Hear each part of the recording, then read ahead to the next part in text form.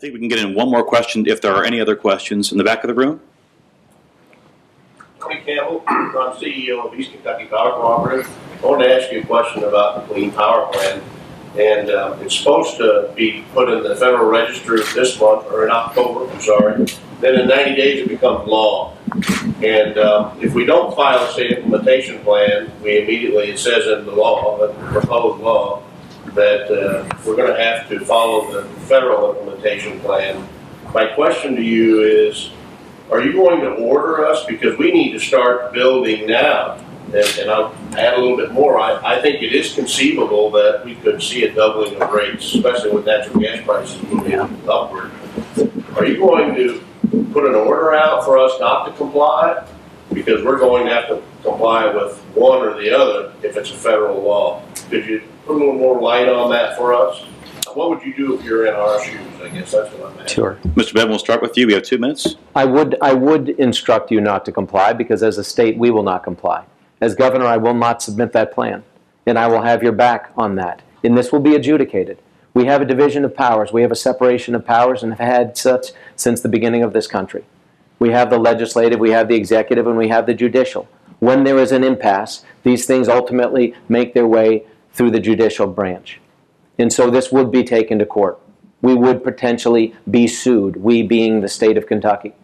We will, if you all choose wisely, have a governor and a attorney general that will defend this state and will have your back and will stand, as we said earlier, as the last line of defense. We will not be alone.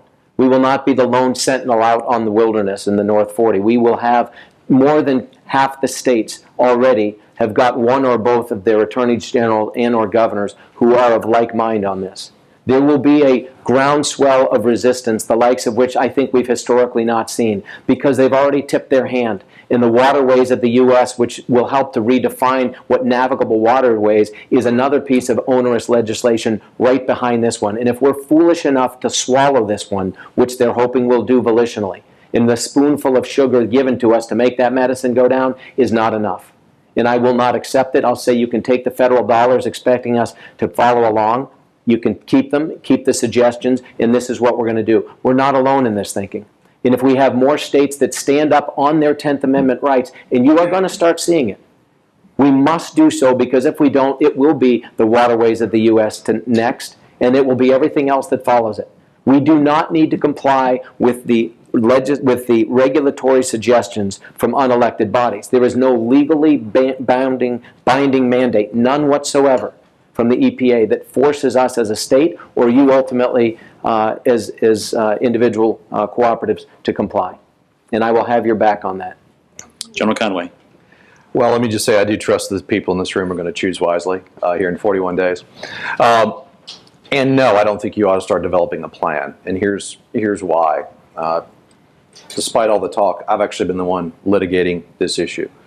And as I mentioned earlier in my comments, we asked for a preliminary injunction against this proposed Clean Power Plan based on what was going on in the Matz case and the fact that entities like East Kentucky Power felt like they would have to comply or start planning to comply. We were denied that at the D.C. Circuit. We tried to get the case started here a few weeks ago, and they basically said the case starts when they publish the rule.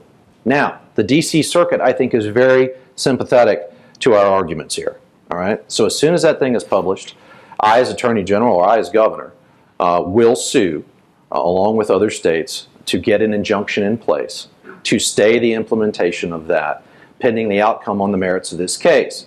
So I would tell you, no, do not begin planning for that, because I think we're going to win this case. I think it's pretty clear that the Environmental Protection Agency hasn't followed its own governing statute. I mean, they are re-regulating carbon several times under several sections of the Clean Air Act. They are saying that plants that have been retrofitted that are supposed to be moved into the new source category under their own rules aren't anymore. They haven't released their science. They haven't done a cost-benefit analysis, which the Matz case that we just won at the Supreme Court tells us they have to do. So I will be aggressive. We will get that injunction. And I would tell you, no, do not submit a state implementation plan or start planning to be part of a state implementation plan. My Energy and Environment Cabinet will not submit one while this litigation is pending. We are going to win this lawsuit. And all options are on the table. All options are on the table for making certain Kentucky stands by its own citizens and our low cost of electricity.